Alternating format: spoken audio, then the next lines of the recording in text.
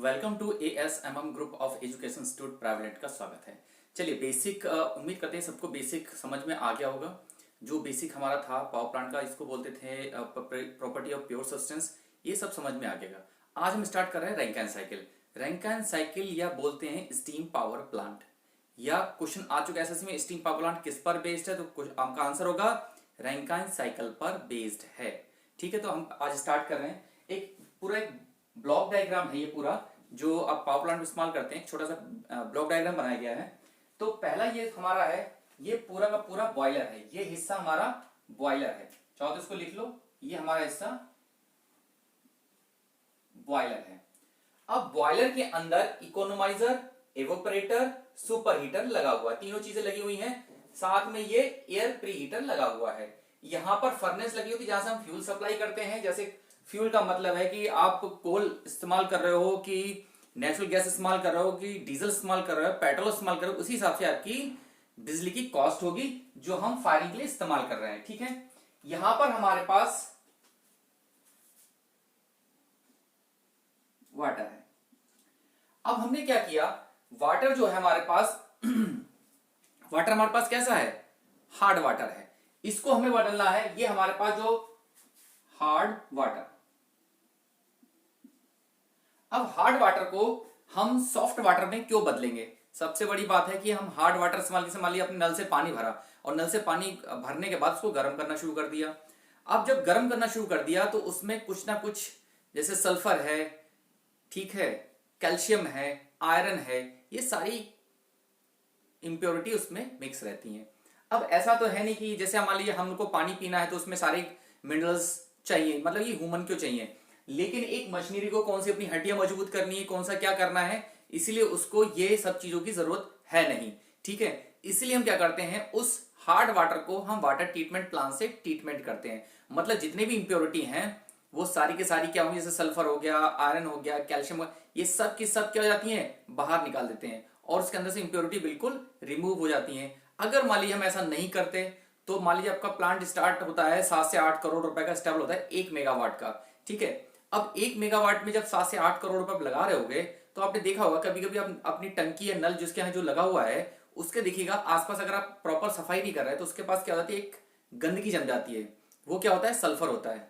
Sulphur oxygen के साथ react करता है, सल्फर ऑक्साइड बना लेता है और लेयर क्या होता है, अगर आप उसको प्रॉपर साफ नहीं तो वो लेयर हल्के हल्के क्या होती है, बढ़ती चली जाएगी और जो आपका जो जो डाया है वो हल्के हल्के रिड्यूस होता चला जाएगा।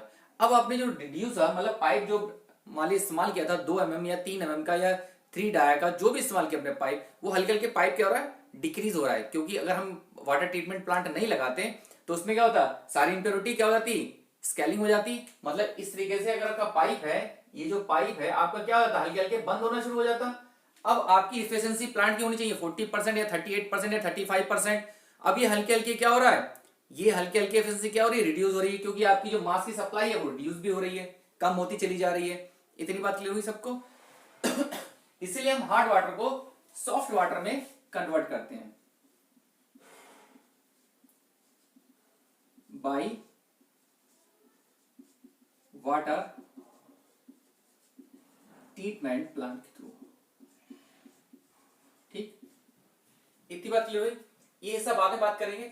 यहां से एक सिंपल बॉयलर है। बॉयलर के हमने क्या किया, फर्नेस लगी हुई है, यहां से हम फ्यूल सप्लाई कर रहे हैं और फ्यूल का मतलब यहां नेचुरल गैस कर रहे हैं, नेचुरल गैस की फायरिंग कर रहे हैं। ठीक है, जनरली हम नेचुरल गैस की फायरिंग कर रहे हैं। अब यहां से क्या हुआ, हाई प्रेशर हाई टेम्परेचर की स्टीम हमने तैयार कर ली। मतलब हाई टेम्परेचर हाई प्रेशर, और जो आपका स्टीम पावर प्लांट चलता है वो 550 डिग्री सेल्सियस से लेके 600 डिग्री सेल्सियस तक चलता है। ये प्रैक्टिकली है, ठीक है, कोई अपनी तरफ से नहीं है। 550 से लेके 600 डिग्री सेल्सियस तक ये वर्क करता है। अब टरबाइन आपकी, जब हमने high pressure high temperature steam को स्ट्राइक किया तो आपको पता है बेटा, जब अगर हम टरबाइन में नोजल इस्तेमाल नहीं करेंगे, अगर हम डायरेक्टली वो प्रेशर सप्लाई कर दें तो क्या होगा, वो सडनली जो हाई प्रेशर आ रहा है वो सडनली ब्लेड को धक्का देगा और ब्लेड क्या हो जाएंगे, टूट जाएंगे। मान लिया आप खड़े हो, अगर आपको कोई आके धक्का दे दे तो इसका मतलब क्या हो रहा है कि आप सडनली क्या होगा, गिर जाओगे, आपके टूट फूट जाओगे या फिर आपकी स्किन निकल जाएगी। तो इसका मतलब है कि ऐसे ही टरबाइन के साथ होगा। अब जब हमने high pressure high temperature steam बना ली तो अब ये क्या होगा, तो डायरेक्टली आप जब सप्लाई करोगे तो टरबाइन के ब्लेड्स हैं टूट सकते हैं, इसीलिए हमने टरबाइन को दो हिस्सों में बांटा। एक होता है हमारे पास रोटर और दूसरा होता है नोजल। और रोटर का मतलब जैसे आपके पास घर पे पंखा लगा हुआ है, पंखे पे क्या है, एक शाफ्ट है, शाफ्ट पे ब्लेड लगे, जस्ट है रोटर, ठीक है। अब नोजल का हर क्या है, रोट ब्लेड के आगे क्या नोजल लगी हुई है। नोजल का काम क्या है, टेक्निकली काम क्या है, बेसिक में हम क्या बोलते हैं, प्रेशर को घटाना, वेलोसिटी को बढ़ाना। मतलब जो आपने प्रेशर यहां जनरेट किया था और यहां पर नोजल इस्तेमाल होती है वो बोलते हैं स्टीम नोजल, चाहो तो लिख लीजिएगा, उसको बोलते हैं हम स्टीम नोजल। स्टीम नोजल का इस्तेमाल किया। अब स्टीम नोजल ने क्या किया कि प्रेशर को घटा दिया, वेलोसिटी को बढ़ा दिया। अब जब आपकी वेलोसिटी घट गई तो जब आप स्ट्राइक करोगे तो आपका टरबाइन क्या होगी, रोटेट कर जाएगी। टरबाइन आपकी रोटेट कर गई, टरबाइन के साथ का क्या लगा हुआ है, WT आपका प्रोड्यूस हो गया, ठीक है। अब देखिए जरा थोड़ा सा यहां पे समझ लीजिए कि जैसे यहां पर ये जो टरबाइन होती है, टरबाइन के साथ यहां पर गियर लगा होता है, यहां पर सिंक्रोनस जनरेटर लगे होते हैं और यहां पर ट्रांसफार्मर लगा होता है जिससे हम 3 फेज सप्लाई करते हैं। अब यहां पर टरबाइन के साथ 3 इक्विपमेंट लगे हैं, गियर लगा हुआ है, सिंक्रोनस जनरेटर लगा हुआ है, साथ में आपका ट्रांसफार्मर लगा हुआ है। गियर का मतलब होता है कि जो आपकी स्टीम टरबाइन है वो आपकी 3000 आरपीएम पे चलती है, ठीक है। इस 3000 आरपीएम, गियर का मतलब है, गियर कुछ नहीं है, गियर अरेंजमेंट है, गियर ट्रेन अरेंजमेंट, ये बहुत स्मूथ होता है कि आप हल्का सा घुमाओगे तो ये बहुत बार रोटेट करेगा। तो गियर का मतलब इसको 1:2 रेशियो में इसको डिवाइड करना, मतलब जो 3000 आरपीएम उसको 6000 आरपीएम में कन्वर्ट कर देना, बस इसका कोई काम नहीं है। उसका सिंक्रोन जनरेटर लगे होते हैं, इंडिया में 50 हार्ट्स के जनरेटर इस्तेमाल हो रहे हैं, ठीक है। 60 हार्ट्स इस्तेमाल नहीं कर रहे हैं, 50 हार्ट्स का सिंक्रोन जनरेटर इस्तेमाल कर रहे हैं। उसके बाद सिंक्रोन जनरेटर साथ क्या लगा, ट्रांसफार्मर लगा हुआ है, ट्रांसफार्मर क्या करेगा, ठीक है सप्लाई करेगा, उसके बाद हम डिस्ट्रीब्यूट कर देंगे घरों में या फिर मतलब जो इंडस्ट्री है वहां डिस्ट्रीब्यूट कर देंगे। अब सबसे बड़ा काम यहां से स्टार्ट होता है, जो बोलते हैं कि गर्मियों में बिजली बहुत कम आ रही है, जाड़ों में बिजली बहुत ज्यादा आ रही है। अब देखिए सबसे, अब आपके पास टरबाइन अपना काम कर दी, यहां से क्या निकल के आएगा, स्टीम निकल के आएगी, स्टीम। अब स्टीम को हम क्या करेंगे, कंडेंसर। आइडियल केस में हमने ये किया कि कंडेंसर जो है वो आइडियल केस में 100% काम कर रहा है, लेकिन मैकेनिकल में हर एक इक्विपमेंट की लेंथ, विड्थ, हाइट सब कुछ होती है, तो 100% तो काम नहीं करेगा, कुछ ना कुछ एनर्जी अपने अंदर एब्जॉर्ब करेगा या हीट अपने अंदर एब्जॉर्ब करके रखेगा। तो लेकिन हमने क्या किया कि यहां से क्या कर रहा है, कंडेंसर पूरी की हीट की 100% निकाल दे रहा है, लेकिन एक्चुअल में ऐसा नहीं है, ठीक है। अब हमने क्या लगा दिया, इसका जब हीट निकलेगी, तो ये तो हमारा थ्योरेटिकल होगा, जब हीट निकलेगी तो पहले कहा जाएगी कूलिंग टावर में।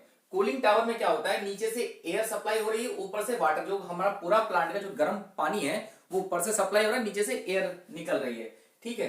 अब ये क्वेश्चन पूछा जा चुका है कि जो कूलिंग टावर होते हैं वो किस प्रोसेस पे काम करते हैं, तो आपका आंसर होगा इवेपोरेशन पे काम करते हैं, क्योंकि यहां से एयर प्लस वाटर वेपर बाहर निकलता रहता है, तो उसको बोलते हैं इवेपोरेशन प्रोसेस। यानी कि कूलिंग टावर जो है आपका इवेपोरेशन पर काम करता है। बेसिकली डायग्राम जो क्या होता है वो इस तरीके से बना होता है, आपका इस तरीके से होता है, ठीक है, इस तरीके से बना होता है टावर आपका। ये टावर इस तरीके से होता है, मतलब जो सरफेस होता है बाहर का वो पैराबोलिक होता है। पैराबोलिक का मतलब होता है कि यहां पर अगर ये यहां से हीट यहां पर टकराएगी, लॉसेस होंगे, यहां पर क्या होगा, ये स्मूथली निकलती चली जाएगी, इसलिए हम इसके प्रोफाइल को पैराबोलिक बना के रखते हैं। इतनी बात क्लियर हुई।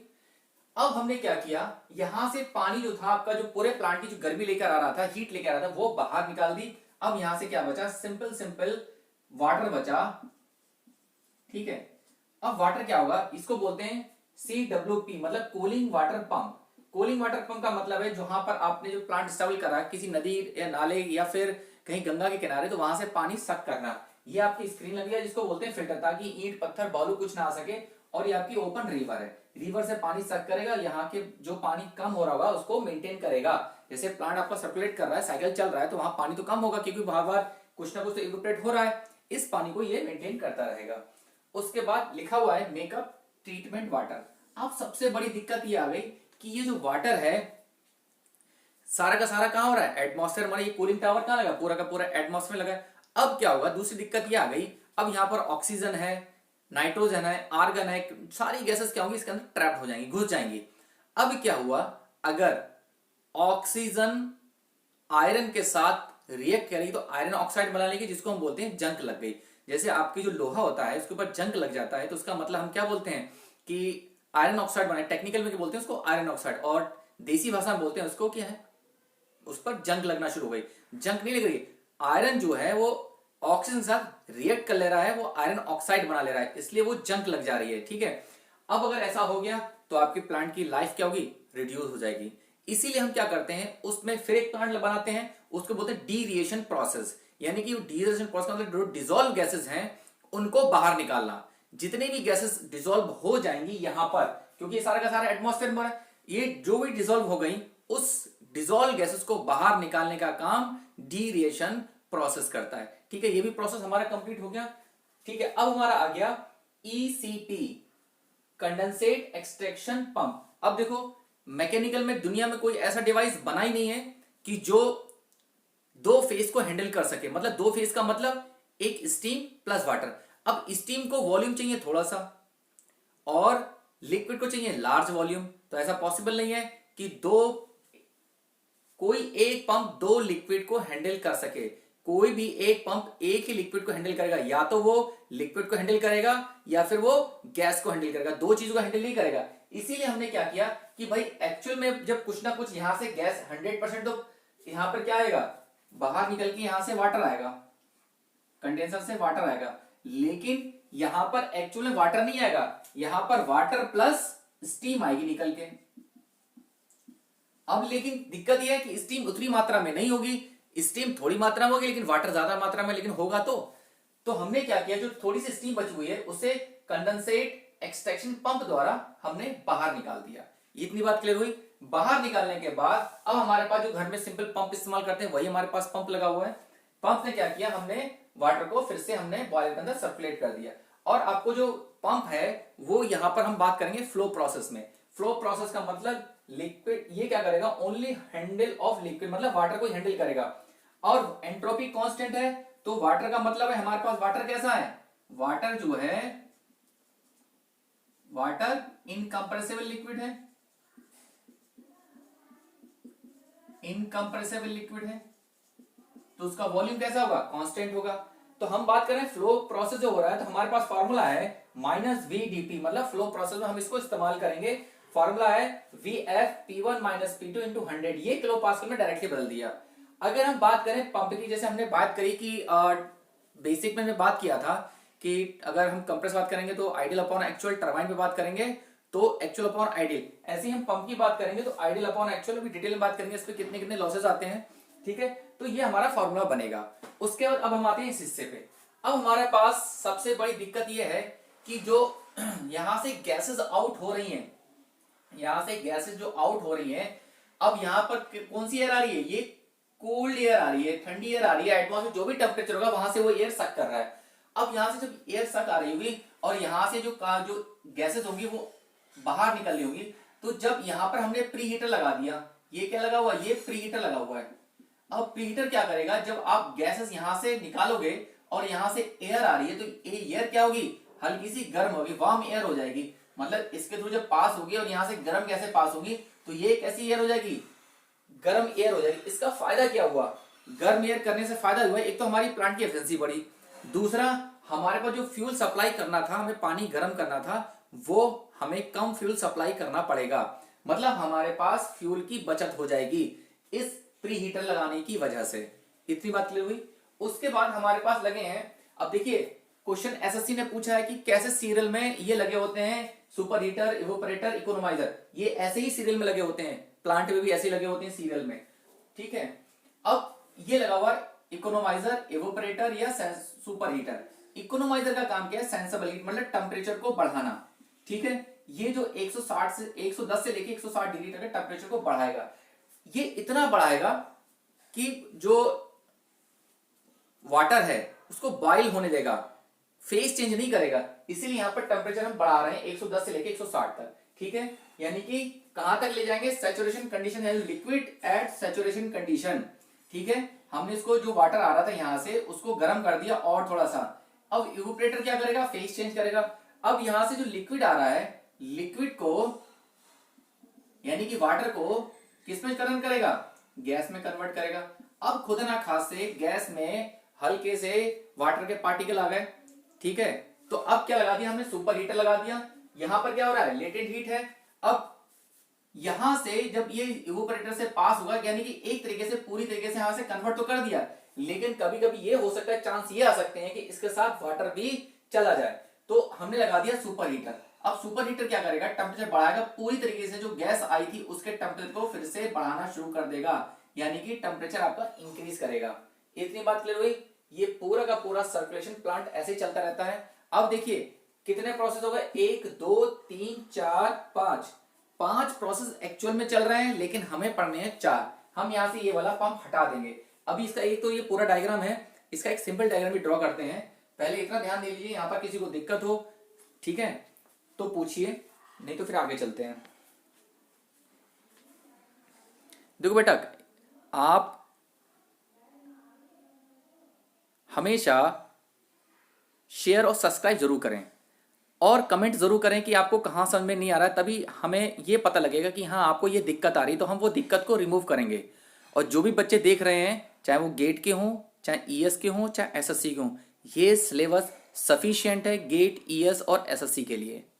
इससे ज़्यादा सिलेबस किसी का नहीं है। ठीक है, चलिए यहाँ तक देखिए, इतना नोट करिए। यहाँ तक किसी को दिक्कत है तो बोलिए।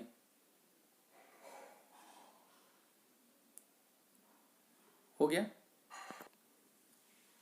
चलिए अब बात करते हैं सिंपल रैंकिन साइकिल की। अभी तक हमने पूरा डायग्राम पढ़ लिया, अब हम इसका एक ब्लॉक डायग्राम पढ़ेंगे, सिंपल, बिल्कुल डायग्राम सिंपल, जो हम न्यूमेरिकल पोर्शन में इस्तेमाल करते हैं। ठीक है, तो ये था हमारे पास बॉयलर, ये हमारे पास थी टरबाइन, ये कंडेंसर, और ये हमारा पंप। बना दीजिए, ये हमें डायग्राम पढ़ना है बस, ये वाला। ये हमारे पास बॉयलर हो गया, प्रेशर कांस्टेंट, ये हमारे पास क्या लगी है, फर्नेस लगी है, जहां से हम Q1 सप्लाई कर रहे हैं, मतलब फ्यूल सप्लाई कर रहे हैं। ये 1, ये 2, ये 3 और ये 4 ये होती है टरबाइन,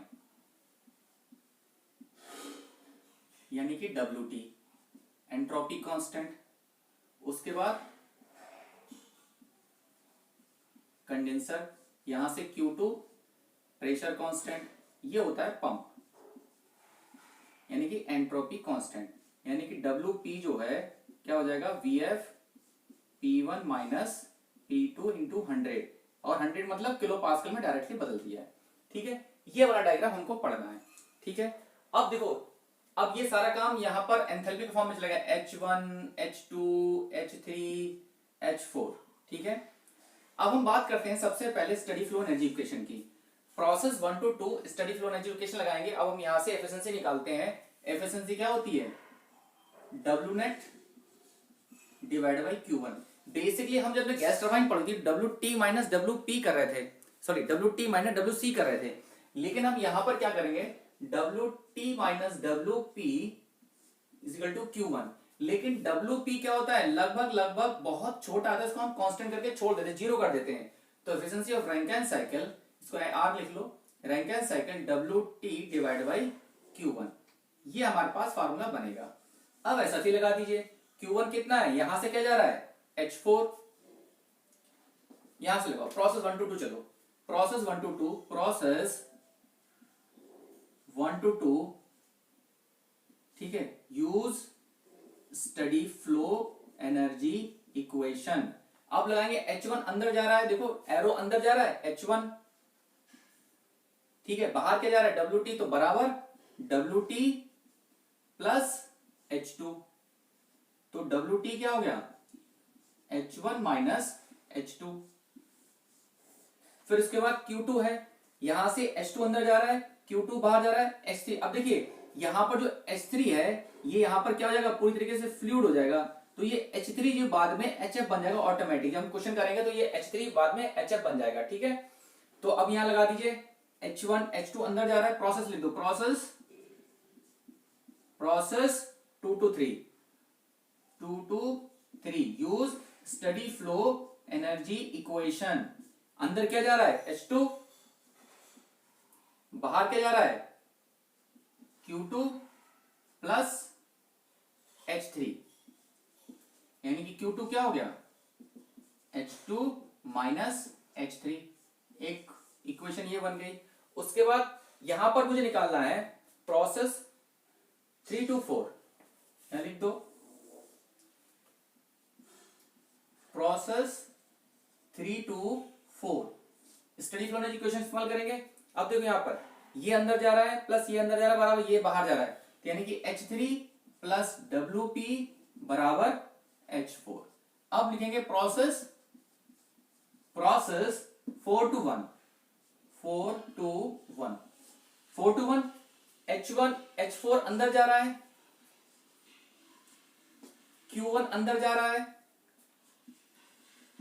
बाहर क्या निकल रहा है H1 निकल रहा है, तो Q1 कितना हो गया H1 माइनस H4। यहां तक किसी को कोई दिक्कत, सारे प्रोसेस निकल गए, पुट कर दिए यहां पर efficiency of the Rankine cycle WT मेरे पास कितना निकल के आया था H1 माइनस H2 और Q1 कितना निकल के आएगा H1 माइनस H4। एसएससी ने एक बार पूछा हुआ है क्वेश्चन, ठीक है। अब हम इस्तेमाल करते हैं, इसके डायग्राम ड्रॉ करेंगे PVTS। तो देखिए ड्रॉ कैसे करते हैं पीवी डायग्राम, ठीक है। पहले बात करते हैं पीवी डायग्राम की, बहुत ध्यान से समझिएगा। पीवी डायग्राम ड्रॉ करेंगे तो देखो बेटा 1 से 2 क्या है एंट्रोपी कांस्टेंट है, तो एंट्रोपी का मतलब हो रहा है यहां पर क्या हो रहा है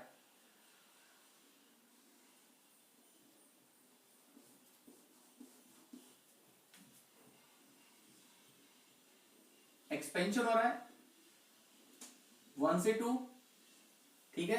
ध्यान सुनिएगा 1 से 2 क्या हो रहा है एक्सपेंशन हो रहा है, यानी कि वॉल्यूम आपका बढ़ रहा है, टेम्परेचर आपका घट रहा है, इसलिए डायग्राम ऐसा चलेगा। अगर बेसिक, जिन लोगों ने बेसिक नहीं पढ़ा ये कैसे ड्रॉ हो रहा है वहां बेसिक से समझ में आएगा, ठीक है। डायरेक्टली समझ में कुछ नहीं आएगा। जो पहले लेक्चर बेसिक हम ले चुके हैं थर्मोडायनेमिक्स के, वहां देखिए कैसे ड्रॉ होते हैं, ठीक है। यूट्यूब आपको नहीं बताएगा कहां पर ये बेसिक्स कैसे ड्रॉ हो रहे हैं, ठीक है। मैंने सारा बता रखा है। 1 से 2 एंट्रोपी कांस्टेंट, लेकिन 2 to 3 क्या हो रहा है कूलिंग हो रही है, तो कूलिंग का मतलब कहां जाएगा डायग्राम इधर की ओर जाएगा 2 to 3। फिर 3 से 4 एंट्रोपी, भाई एंट्रोपी कांस्टेंट पंप क्या कर रहा है कंप्रेस कर रहा है, इसका मतलब क्या होगा एंट्रोपी बढ़ेगी, तो कुछ इस तरीके से 3 to 4 और 4 से 1 फिर हमारा हीटिंग प्रोसेस हो रहा है, 4 से 1 हीटिंग प्रोसेस हो रहा है, 4 से 1 फिर हीटिंग हो रही है। अब देखो इस पर हम डोम बनाएंगे, तो डोम कहां से बनाएंगे 4 और 1 के बीच से बनाएंगे, 4 और 1 के बीच, ठीक है। या तो हम दो कंडीशन ले सकते हैं, चलो पहले मैं बना देता हूं। हमारे पास जो क्वालिटी हमने बोली थी वो 0 से लेके 1 के बीच लाई करती है, यानी कि 0 यहां है और यहां पर 1 क्या है सैचुरेशन कंडीशन है, मतलब 100 डिग्री सेल्सियस है। तो अब ड्रॉ कर दीजिए ऐसे बड़ा आराम से स्मूथली, ठीक ड्रॉ हो गया, ये क्रिटिकल पॉइंट हो गया, ठीक है। इतनी बात क्लियर हुई। अगर यहां पर हमने x बराबर 1 लिया हुआ है तो ये क्या हो गया ये सैचुरेशन कंडीशन हो गई। अगर x बराबर 1 से ज्यादा है तो सुपरहीट कंडीशन हो जाएगी, ठीक है। और x जो है वो लेस देन 1 है तो वो वेट कंडीशन हो जाएगी, ठीक है। अगर ये तो सैचुरेशन कंडीशन हो गई, अगर यही लाइन अगर अंदर कर दो ऐसे 1 डैश 2 डबल डैश, तो ये क्या हो जाएगा वेट रीजन।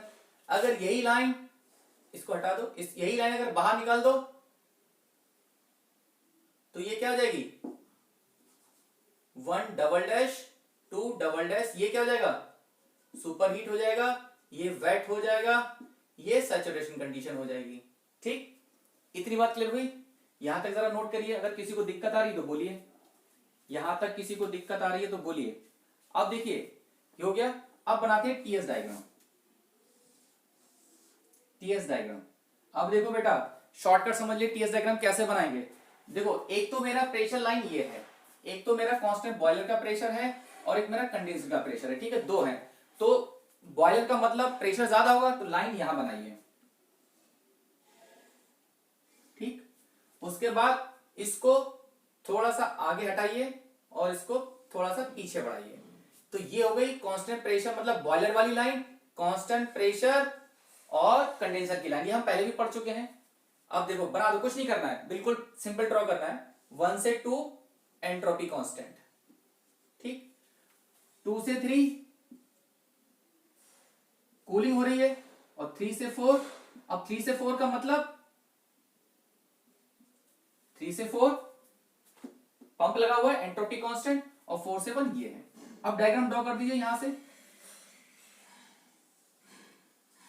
ठीक, ड्रॉ हो जाएगा। यहां तक किसी को दिक्कत डायग्राम ड्रॉ करने में? देखो बेटा आपकी बुकों में दिया है ना बहुत टेढ़ा मेढ़ा करके, यहाँ बहुत सिंपल तरीके से बता रहे हैं। अगर किसी को दिक्कत तो पर्सनली भी फोन करके पूछ सकते हैं, कोई दिक्कत नहीं। अगर किसी को डाउट आ रहा है तो, नहीं आ रहा तो कोई दिक्कत नहीं है। तो चाहो तो अगर इसको बहुत, अब ये बनाना चाहो मैंने यही बना दिया, बात खत्म। अंदर कर दोगे तो वेट, बाहर कर दोगे तो सुपर हीट, चाहो तो बना लो, ये हो जाएगा वेट, ये हो जाएगा सुपर हीट, ठीक है, ज्यादा कुछ करने की जरूरत नहीं है। अब हम बनाते हैं एचएस डायग्राम। एचएस डायग्राम अब बोला गया था प्रैक्टिकली डायग्राम है, ये एचएस डायग्राम है, ये ऐसे ही बनेगा। बना दिया, दो लाइनें खींच दी हमने, क्योंकि ये कभी डाइवर्स होंगी, ये कन्वर्स हो रही होंगी, ठीक है, ये कभी नहीं मिलेंगी। तो 1 से 2 एंट्रोपी कांस्टेंट, रटना कुछ नहीं है, 100 सिंपल डायग्राम है। अगर आपने बुकों में देखा तो नहीं बनेगा, भूल जाओ। 1 से 2, 2 से 3, 2 से 3 और 3 से 4, 3 से 4 और 4 से 1, ठीक है, डायग्राम ड्रॉ हो गया। अब इसकी कंडीशन भी अलग अलग है थोड़ी सी। अगर चाहो तो इसको यहां से ना लेके इसको यहां दिखा सकते हो, अगर इसको यहां ना दिखा के इसको यहां दिखा सकते हो। अगर ऐसा ना दिखाना चाहो तो इसको ऐसे दिखा सकते हो, 1 2 3, और ये वाला क्या हो गया पॉइंट, ये ऐसे हो सकता है 3 और 4, बस हो गया। और इनको देख शो कर दो क्रिटिकल पॉइंट, क्रिटिकल पॉइंट। अब यहां पर सबसे बड़ी बात ये आती है, अब देखो अगर हम एक्स ड्रॉ कर रहे हैं तो यहां पर और यहां पर और यहां पर, यानी कि अगर x की वैल्यू, अगर जो हम टरबाइन इस्तेमाल करते हैं x क्वालिटी मतलब x जो होती है वो 0.85% लेते हैं, ठीक है। टरबाइन में जो भी हम मतलब जो भी हम क्वालिटी बना रहे हैं, जनरेट कर रहे हैं स्टीम की, वो क्या है 0.85%। 0.85 का मतलब है कि हम 15% वाटर तो हम अलाउ कर सकते हैं कि हाँ यहाँ पर 15% वाटर सप्लाई हो सकता है टरबाइन के अंदर, लेकिन अगर उससे ज्यादा हुआ तो आपकी टरबाइन कोरोजन स्टार्ट हो जाएगा, ठीक है। इसलिए हम क्या करते हैं क्वालिटी 0.85%, मतलब ये एनटीपीसी 0.85% बना के रखता है, ठीक है। और ये प्रैक्टिकली भी है कि हमें जो क्वालिटी है वो 8.5% चाहिए। अगर 0.85 से अगर डिक्रीज हो जाएगी तो 0.85 से डिक्रीज होने का मतलब है कि आपका जो वाटर है वो कोरोजन स्टार्ट कर रहा है, मतलब आपकी स्टीम नहीं बन रही है, वो वेट कंडीशन में आ गई है और वो टरबाइन के जो पार्ट्स हैं उसके साथ कोरोजन कर लेगी, मतलब दिक्कत आना शुरू हो जाएगी। इतनी बात क्लियर। इसीलिए हमें प्रैक्टिकली टरबाइन रखनी है वो जो है वो 0.85% रखनी है। यहां तक किसी को दिक्कत? ये हमारा आइडियल डायग्राम है और हमको यही पढ़ना है, एसएससी हो चाहे गेट हो चाहे ईएस हो, यही पढ़ना है। पहला वाला से समझने के लिए था कि हाँ कैसे उसमें करते हैं सारी चीजें। यहां तक देखिए कोई पॉइंट हो ऐसा जो समझ में ना आ रहा आप लोगों के लिए?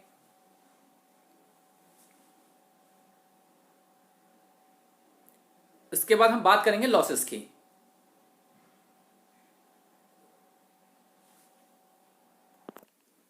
चलिए थोड़ा लॉसेस की बात कर लेते हैं।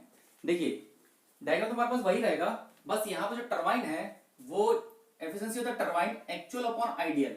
एक्चुअल का मतलब होता है कि यहाँ पर वास्तव में क्या हो रहा है, ठीक है, बटे आइडियल, यानी कि ये सॉरी ये H2 ये H2 डैश हो जाएगा, ठीक है। यानी कि यहाँ पर जो होगा कि जो टरबाइन जब पार्ट आपस में रोटेट कर रहे हैं तो यहाँ क्या हो रहा है, जब रोटेट करने के बाद इनमें फ्रैक्शन हो रहा है, फ्रैक्शन की वजह से टेम्परेचर कितना बढ़ रहा है तो वो आउटपुट पे बढ़कर आएगा कुछ ना कुछ, वो डैश होगा, मतलब एक्चुअल में हो गया, ये आइडियल हो गया।